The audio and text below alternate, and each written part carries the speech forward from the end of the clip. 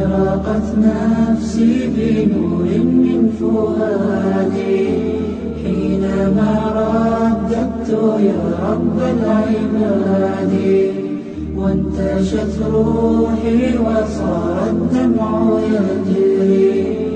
يا إلهي خذ بقلبي للرشاد.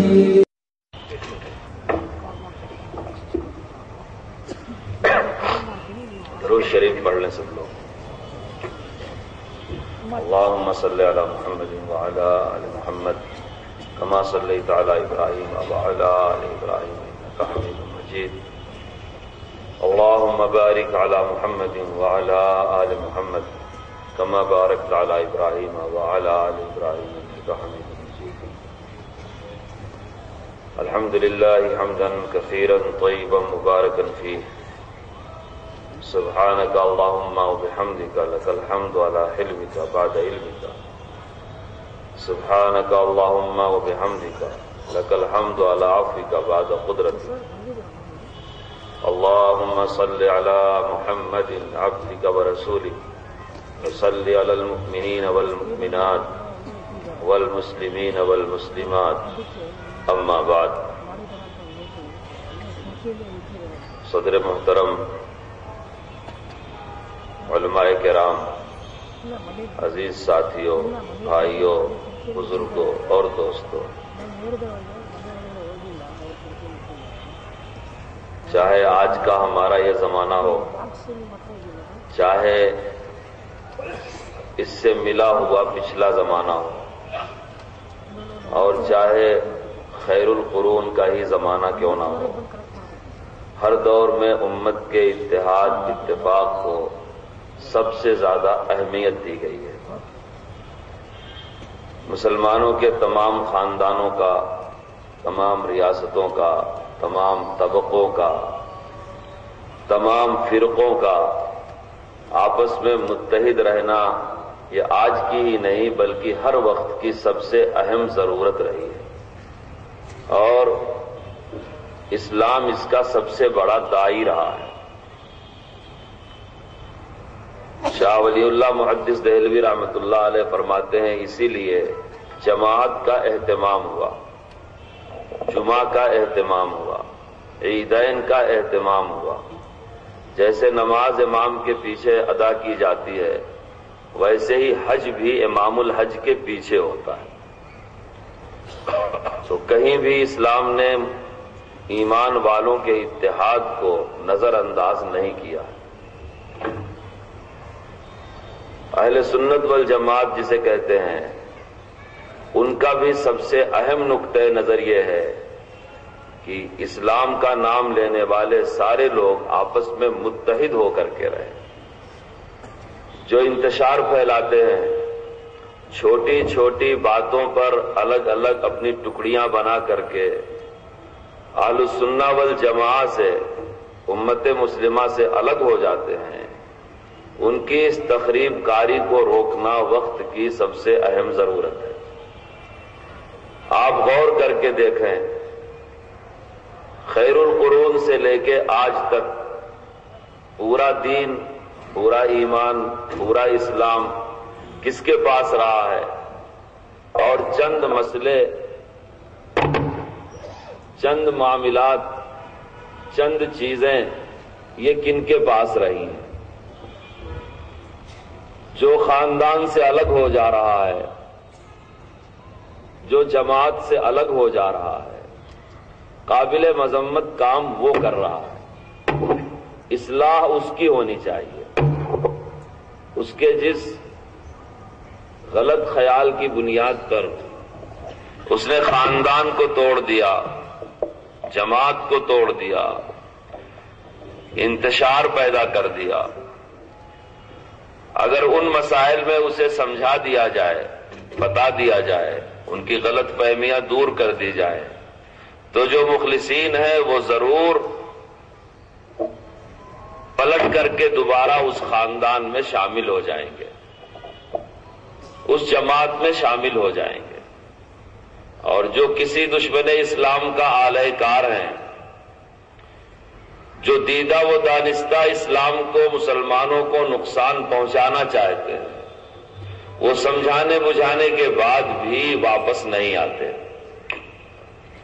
یہ میں کسی ایک جماعت کو سامنے رکھ کر کے اصول نہیں عرض کر رہا ہوں، بلکہ اسلام کی 1400 سال کی تاریخ کو سامنے رکھ کر کے کہہ سکتا ہوں۔ اسلام میں سب سے پہلے 2 فرقوں نے الگ جانے کا راستہ نکالا۔ اس میں سے ایک فرقے کو رافضی کہتے ہیں۔ ان لوگوں نے الگ راستہ اس لیے نکالا کہ صحابہ کرام کو چھوڑ دیا، اور بہت سارے صحابہ جو ایمان کی، دین کی، اعمال کی بنیاد تھے، ان کو ہی گمراہ، غلط کار، حتیٰ کہ کافر کہنا شروع کر دیا۔ دوسرا طبقہ جسے خارجی کہا گیا،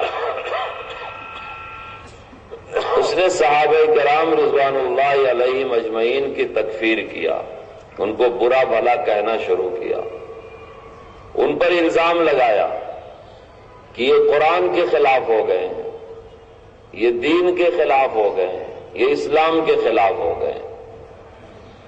میرے دوستو، الزام لگا دینا آسان ہے، پچھلے زمانے میں بھی لوگ ایسے الزام لگاتے رہے، اور آج بھی لوگ ایسے الزام لگاتے ہیں کہ یہ لوگ دین کے خلاف ہیں، یہ شریعت کے خلاف ہیں، یہ سنتوں کے خلاف ہیں، ان کا عقیدہ صحیح نہیں، ان کے اعمال صحیح نہیں۔ ایسی باتیں سن کے ہم کو گھبرانے کی ضرورت نہیں ہے۔ ہماری آپ سب کی بنیاد صحابہ کرام رضوان اللہ تعالی علیہم اجمعین۔ رافضی ان سے یہی کہہ کے الگ ہوئے تھے کہ یہ صحیح لوگ نہیں ہیں، اور خارجی بھی یہی کہہ کے ان سے لڑائی کر رہے تھے کہ یہ صحیح لوگ نہیں ہیں۔ جب رافضیوں سے پوچھا گیا کہ یہ صحیح لوگ کیوں نہیں ہیں، تو ان لوگوں نے کہا کہ یہ رسول پاک پر اتنے حاوی ہیں، اتنا اللہ کے رسول پر ان کا تسلط ہے کہ اللہ کے رسول کو خود اختیار سے فیصلے نہیں کرنے دیتے۔ یہ ابو بکر ہیں، یہ عمر ہیں، یہ عثمان ہیں، یہ رسول پاک صلی اللہ علیہ وسلم کے مزاج میں، نظام میں، دین میں، قرآن میں، سنت میں اتنے حاوی ہو گئے ہیں، الیاذ باللہ اپنی اتنی جاگیر بنا لیا ہے کہ اللہ کے رسول صحیح فیصلے نہیں کر سکے، اور ان سے خوف زدہ رہے، ڈرتے رہے۔ اللہ کی وحی بار بار آتی رہی، مگر اللہ کے رسول اسے چھپاتے رہے، اور اسے چھپ چھپ کر کے آپ نے کسی کسی کو بتایا۔ اسی لیے سب کو ملایا جائے تو پورا اسلام ہوگا، یعنی قرآن 30 پاروں کا نہیں 40 پاروں کا ہوگا، اور خلافت راشدہ کوئی چیز نہیں بلکہ امامت کا عقیدہ سب سے بنیادی عقیدہ ہوگا کہ رسول پاک کے بعد اس امت کے وسیع اور پہلے امام اور پہلے خلیفہ علی المرتضی رضی اللہ تعالی عنہ ہوں گے، اور اس کے بعد آپ کے صاحبزادے حضرت حسن، اور اس کے بعد حضرت حسین، اور اس کے بعد حضرت علی زین العابدین، اس کے بعد امام باقر، اس کے بعد جعفر صادق۔ یہ سلسلہ جو اہل ایمان تھے ان کے لیے بڑے امتحان کا موقع تھا، کیونکہ ان کے دل میں جیسے صدیق اکبر کا، عمر فاروق کا، عثمان غنی کا احترام تھا، ویسے ہی داماد رسول علی المرتضی حیدر کرار کا بھی احترام تھا، ویسے ہی حضرت حسن رضی اللہ تعالی عنہ کا بھی احترام تھا، شہید کربلا حضرت حسین کا بھی، تمام خانوادہ اہل بیت رسول پاک صلی اللہ علیہ وسلم کی آل کے ایک ایک فرد کا احترام ان کے دل میں تھا۔ لیکن رافضیوں نے بڑی چالاکی سے صحابہ میں اور اہل بیت میں ایک ٹکراؤ کا مفروضہ پیش کیا، اور سب سے زیادہ اس فتنے میں گرفتار ہونے والے وہ لوگ تھے جو سب سے زیادہ دارالاسلام سے دور تھے۔ مکے کے لوگوں نے ان کے فلسفے کو نہیں مانا، کیونکہ وہ اپنی آنکھوں سے رسول پاک کی زندگی کو دیکھ چکے تھے، اسلامی شعائر کو دیکھ چکے تھے، صحابہ کی صحبت حاصل تھی، وہ جانتے تھے کہ آپس میں ان کے رشتے کتنے ہیں۔ یہ جو مفروضہ ٹکراؤ کا پیش کیا جاتا ہے، پروپیگنڈا کیا جاتا ہے کہ اہل بیت رسول میں اور خلفائے راشدین میں، صحابہ کرام میں بڑا ٹکراؤ ہے۔ الیاذ باللہ یہ الزام لگایا جاتا کہ حضرت ابو بکر صدیق نے حق نہیں دیا حضرت فاطمہ کا، حق نہیں دیا حضرت علی کا، حق نہیں دیا حضرت عباس کا، اور ایسا کیا اور ایسا کیا، اور قرآن چھپا لیا اور قرآن منمانی لکھ، یعنی جو کچھ دین کی خدمات صحابہ نے کیا، ایک اہل بیت کی محبت کا نعرہ لگا کر کے رافضی اور شیعہ قوم نے ان تمام خدمات کو تخریب کا نام دیا۔ یہ سب سے پہلا الگ ہونے والا فرقہ ہے، یہ اس کی تاریخ ہے، لیکن وہ دور صحابہ کرام کا تھا، تابعین کا تھا، ان کے شاگردوں کا تھا۔ انہوں نے متفقہ فیصلہ کر دیا، انہوں نے یہ طے کر دیا کہ جو رافضی عقیدے کا حامل ہوگا اس کا اسلام سے کوئی تعلق نہیں ہوگا، اس لیے کہ اسلام تو اہل بیت رسول اور صحابہ کرام دونوں کے اتحاد کو چاہتا ہے، دونوں کے اتحاد کو تسلیم کرتا ہے، ہر صحابی کو صحابیت کا مقام دیتا ہے۔ اسلامی عقیدہ ہے، دین کے بنیادی عقائد میں عقیدہ شامل ہے کہ محمد رسول اللہ کا ادنا سے ادنا صحابی بھی ساری امت کے اولیاء اللہ سے افضل ہے، اور اگر ان میں کبھی کسی وجہ سے آپس میں کسی معاملے میں اختلاف ہو گیا تو دونوں طرف کے صحابہ برحق ہیں، ان کے اس اختلاف کو بہانہ بنا کر کے اسلام کے خلاف پروپیگنڈا نہیں کیا جاتا۔ آپ نے میری اتنی بات غور سے سنا ہوگا، تو جیسے پہلے زمانہ کے رافضیوں نے ایک فرضی ٹکراؤ دکھایا صحابہ کرام میں اور اہل بیت اعظام میں، ایسے ہمارے اس زمانے کے غیر مقلدوں نے فرضی ٹکراؤ دکھایا حدیث میں اور امام میں، حدیث میں اور سنت میں، اور جیسے رافضیوں نے صحابہ کرام کی تمام خدمات کو تخریبی کارروائی قرار دیا۔ صحابہ حدیث شریف لکھا کرتے تھے، انہوں نے کہا یہ اسلام میں کمی بیشی کر رہے ہیں۔ صحابہ کرام کے گھروں میں قرآن شریف کے نسخے تھے، کسی نے ہڈیوں پہ لکھ رکھا تھا، کسی نے پتھروں پہ لکھ رکھا تھا، کسی نے چمڑوں پر لکھ رکھا تھا۔ صدیق اکبر نے سب کو جمع کرایا، رافضی اور شیعہ الگ ہو گئے، بولے ہم صدیق اکبر والا قرآن نہیں مانتے۔ عثمان غنی رضی اللہ تعالیٰ عنہ نے تمام قرتوں کو کنارے کر کے ایک لغت قریش پر اور ایک قرت پر قرآن شریف لکھوا کر کے اس کے 7 نسخے تیار کروا کر کے دارالاسلام کی 7 بڑی جامع مسجد میں اسے پہنچا دیا۔ رافضیوں نے کہا ہم اسے نہیں مانتے۔ پوری دنیا خراج عقیدت پیش کرتی ہے سیدنا صدیق اکبر کو کہ نبی پاک کے بعد اگر کوئی سب سے بڑا ہے، کسی نے امت کو سب سے زیادہ سنبھالا ہے تو وہ ابو بکر صدیق ہیں۔ اگر صدیق اکبر نہ ہوتے تو امت کے پاس کوئی دلیل نہیں تھی کہ رسول اللہ صلی اللہ علیہ وسلم کے پردہ فرمانے کے بعد اب کیا کیا جائے، آپ کے جسم اطہر کو زمین کے سپرد کیسے کیا جائے، کہاں کیا جائے، کون کرے، اس کے بعد کون دین کے کاموں کا اہتمام کرے، کون لشکروں کا انتظام کرے، کون بیت المال کا متولی ہو، کون اس امت کے یتیم، لاچار، بیوہ، مجبور لوگوں کا سہارا بنے۔ اگر صدیق اکبر نہ ہوتے تو کسی کی عقل کام نہیں کر رہی تھی۔ صدیق اکبر کا امت پر اتنا بڑا احسان، اتنا بڑا احسان ہے کہ انہوں نے محمد رسول اللہ صلی اللہ علیہ وسلم کے پردہ فرمانے پر اس امت کو سنبھالا۔ صدیق اکبر رضی اللہ تعالیٰ عنہ کے کردار پر کوئی انگلی نہیں اٹھا سکتا سوائے شیعہ اور رافضی کے۔ صدیق اکبر کی ساری زندگی کی خدمات، عمر فاروق رضی اللہ تعالیٰ عنہ کی ساری خدمات، عثمان غنی رضی اللہ تعالیٰ عنہ کی ساری خدمات، جن کو قرآن نے برحق کہا، جن کو رسول اللہ نے برحق کہا، جن کو حدیث شریف نے برحق کہا، جن کو پوری امت مانتی ہے، اور مسلمان رہنے کے لیے ان کو تسلیم کرنا فرض ہے سوائے رافضی اور شیعہ کے۔ شیعہ ان کی تمام تعمیری کارروائی کو اسلام کی تخریب سے تعمیر کرتے ہیں۔ قرآن کریم کا اکٹھا کرنا، ابو بکر صدیق کا یہ عمل رافضیوں کی نگاہ میں تخریب ہے۔ اس کا لغت قریش پر لکھنا، حضرت عثمان کا یہ عمل روافض کے نزدیک تخریب ہے۔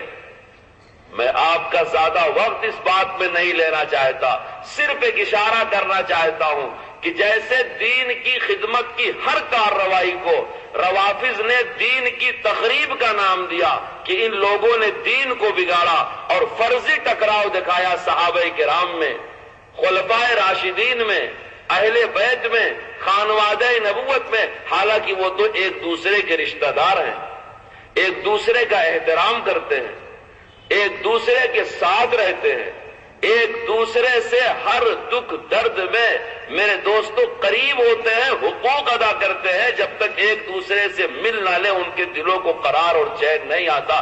سوانے اور سیرت کی کتابیں بھری پڑی ہیں، صحابہ جیسا اخلاص کا، ہمدردی کا، خیر خواہی کا معاشرہ روئے زمین پہ دوبارہ کبھی بن نہیں سکتا۔ وہاں صورتحال یہ ہے، لیکن یہاں رافضیوں کی صورتحال یہ ہے کہ وہ ان صحابہ کرام کی تمام کارروائیوں کو اسلام کے لیے تخریبی کارروائی کہتے ہیں۔ اس پہلے فتنے سے آج اس دور کے آخری فتنے کا موازنہ کریں، یہاں بھی فرضی ٹکراؤ دکھایا جاتا ہے۔ بخاری میں اور ابو حنیفہ میں فرضی ٹکراؤ، امام مسلم میں، ابو حنیفہ میں فرضی ٹکراؤ، ائمہ حدیث ابن ماجہ، نسائی، ابو داؤد، ترمذی حدیث شریف کی جتنی حدیث میں اور اماموں کے مسئلوں میں ایک فرضی ٹکراؤ پیش کیا جاتا ہے۔ کہا جاتا ہے امام نے یہ مسئلہ بتایا، حدیث میں یہ ہے، رسول اللہ یہ کہہ رہے ہیں، امام یہ کہہ رہا ہے۔ جیسے شیعوں نے اتنے بڑے دھوکے سے کام لیا اور ان کے دھوکے میں آنے والے مکے مدینے کے لوگ بہت کم تھے، وہ لوگ تھے جو دور دراز رہتے تھے، کوئی مصر سے تھا، کوئی شام کا تھا، کوئی دمشق کا تھا، کوئی ہمس کا تھا، کوئی بحرین کا تھا۔ کیوں؟ اس لیے کہ جن کو صحبت حاصل ہے، جو قریب ہیں، جو اپنی آنکھوں سے دیکھ رہے ہیں، جن کے درمیان وہ گواہ زندہ ہے کہ حضرت علی کا حضرت ابوبکر صدیق سے کتنا گہرا تعلق تھا اور کیسا برتاؤ تھا، جو دیکھ رہے ہیں کہ اللہ تعالیٰ نے قرآن کریم کیسے کیسے نازل کیا اور صحابہ نے اپنے گھروں میں لکھ کر کے اس کی کیسے حفاظت کیا اور صدیق اکبر نے کیسے لکھا، وہ ان رافضیوں کے دھوکے میں نہیں آئے۔ ان کے دھوکے میں وہ لوگ آئے جن کے دلوں میں صحابہ کرام سے بغض تھا، ان کو ایک بہانہ مل گیا اور انہوں نے جی بھر کر کے صحابہ کرام رضوان اللہ علیہ مجمعین کی بے ادبی کیا۔